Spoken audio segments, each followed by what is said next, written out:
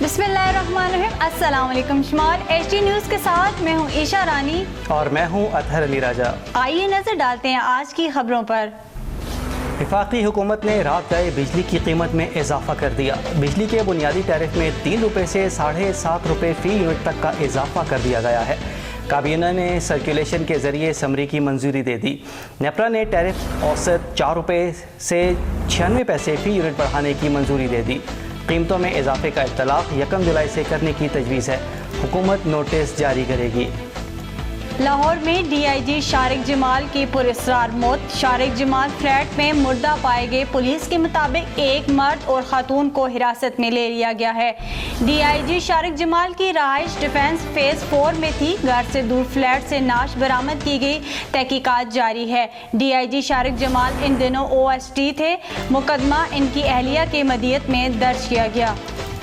22 दिन की मेहमान हुकूमत का सहाफ़त पर शब खून। जाते जाते मीडिया इंडस्ट्री को धचका पहुंचाने वाले इक़दाम कर डाले। न्यूज़ चैनल्स की खबर के लिए मुसद्दिक़ा की शक लगा दी। डिसइंफॉर्मेशन और मिस इन्फॉर्मेशन की तारीफ भी बदल दी। इश्तिहारात की हद 10 मिनट कर दी गई। सहाफ़ियों की हाँ में हाँ मिलाने वाली मरियम औरंगज़ेब बदल गई। मीडिया मुखालिफ बिल कौमी असम्बली में पेश किया। तजावीज़ की मंजूरी पर बिल कानून बन जाएगा। सहाफ़ी रहनुमाओं और सीनियर सहाफ़ियों का बिल पर सख्त रद्द-ए-अमल। पैमरा तरमीमी बिल को मुस्तरद कर दिया। सीनियर सहाफ़ी हामिद मीर का कहना था कि हुकूमत ने पैमरा बिल में मार्शल लॉ लगाने की कोशिश की है। बिल तौहीन अदालत के ज़ुमरे में आता है। पैमरा को तमाम TV चैनल्स का एडिटर बनाने की कोशिश की जा रही है।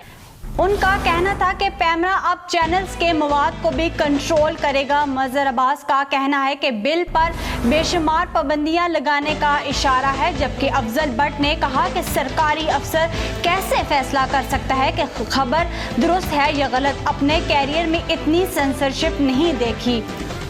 निगरान वज़ीर-ए-आज़म कौन बनेगा? वज़ीर-ए-आज़म ने मुशावरत के लिए कमेटी तश्कील दे दी। सीनियर रहनुमा अयाज सादिक, साद रफ़ीक, ख्वाजा आसिफ, एहसन इकबाल और इजहार डार को इत्तेहादियों से बातचीत का टास्क दे दिया गया। नून लीग कमेटी बराह रास्त नवाज शरीफ से रब्ते में रहेगी।